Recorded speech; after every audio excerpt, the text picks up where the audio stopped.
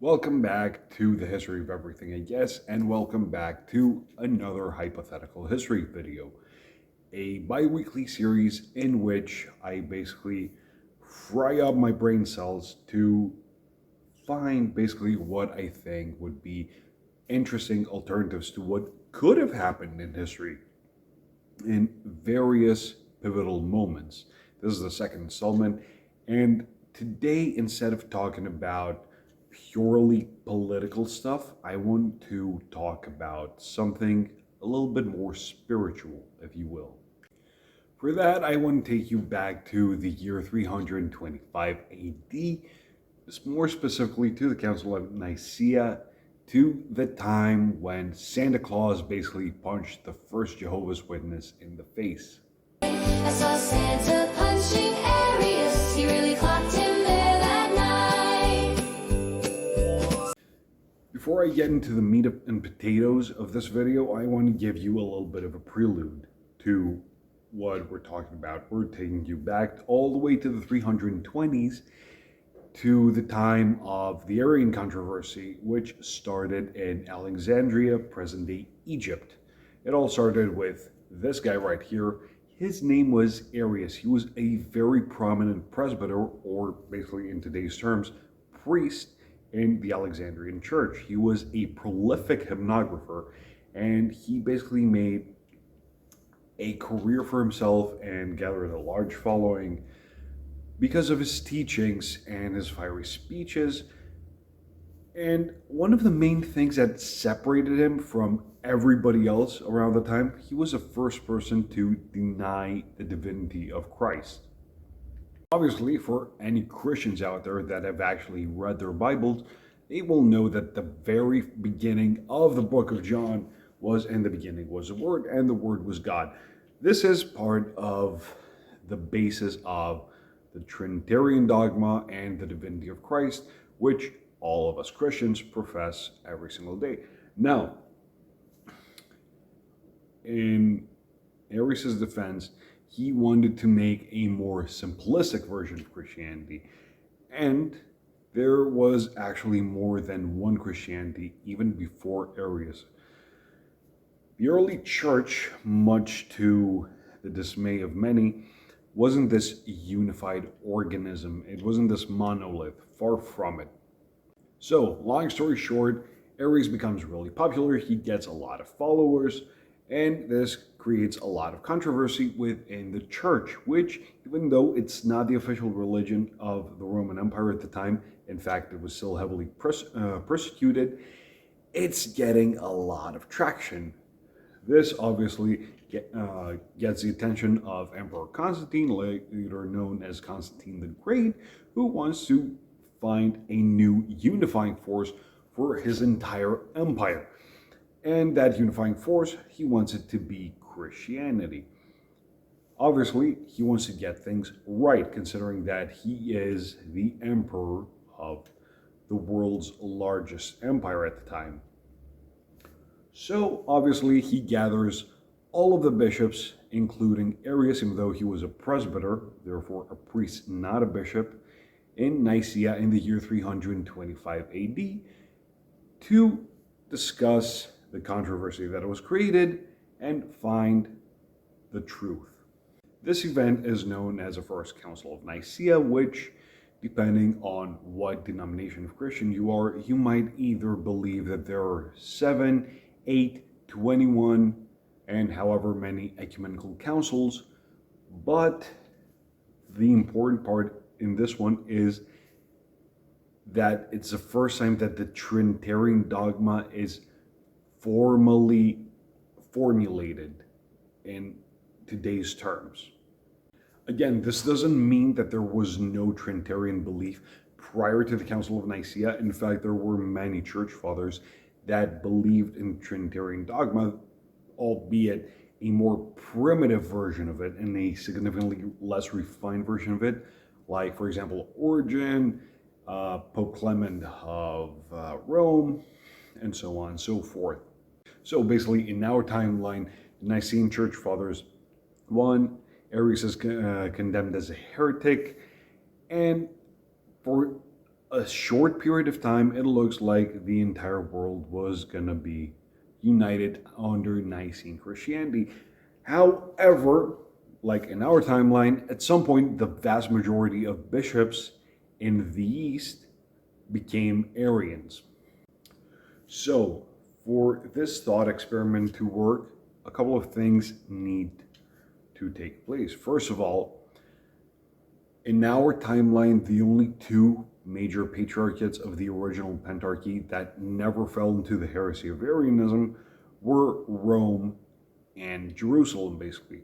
Everybody else fell in some way, shape, or form either into Arianism or semi-Arianism, like Constantinople, for example, which was not 100% Arian, but it was semi-Arian. Now, this means that already we start off with a schism, and a big one at that. On one hand, you have the champions of Nicene Christianity, which is the precursor of what we know today as Catholicism and Orthodoxy, which are present in Rome and Jerusalem, and basically the equivalent of Unitarians and Jehovah's Witnesses in all of the other patriarchates, those being in order of primacy: Constantinople, Antioch, and Alexandria. The other thing that needs to take place for this thought experiment to also be successful is the Christianization of the Goths and the role that they were going to play in the new kingdoms are going to form. This is because when the Goths first became Christians, they didn't adopt Nicene Christianity. Instead, they became Arians through various teachers that came either from Alexandria, Antioch, and basically the eastern parts of the Roman Empire. When they became Christianized, obviously they got converted by missionaries such as Ulfilas, who was later known as Confessor of Faith, and an apostle to the Goths, who was an Arian priest as well. One thing that happened in our timeline, and is actually a very unique thing that happened in world history as a whole, was the fact that the Goths were the first conquerors to basically assimilate culturally and religiously into the culture of their subjects. This happened both in the Austro-Gothic kingdom of Italy, when basically the ruling class became Nicene Christians, and the same thing happened later on in Hispania, or rather in the Iberian Peninsula, what is basically nowadays Spain and Portugal, when the Gothic kingdoms basically adopted Nicene Christianity, because also the population, which spoke mainly Latin at the time, or rather Vulgar Latin, they were loyal to the Council of Nicaea. So let's say that they were significantly more ruthless into assimilating their new subjects into their culture, and basically making the local Italians and Spaniards essentially Goths, at least in the cultural sense and the religious sense. This would mean that all of these populations would become significantly more Arianized, and that there would be pockets around the Papal States, therefore Lazio in today's terms, and basically parts of the southern boot of Italy that would still be loyal to the Council of Nicaea, along with the areas around Jerusalem. So one of the very first things that would have happened in this new timeline would be a greater power struggle between Christians, so therefore more inter-Christian rivalries and wars, with one side trying to convert the other. Obviously, this happened in our timeline as well, but the differences would be significantly more drastic than the differences between Christian denominations in our timeline. Now, when it comes to basically the spiritual side of things, another thing that would really change would be the ecumenical creeds.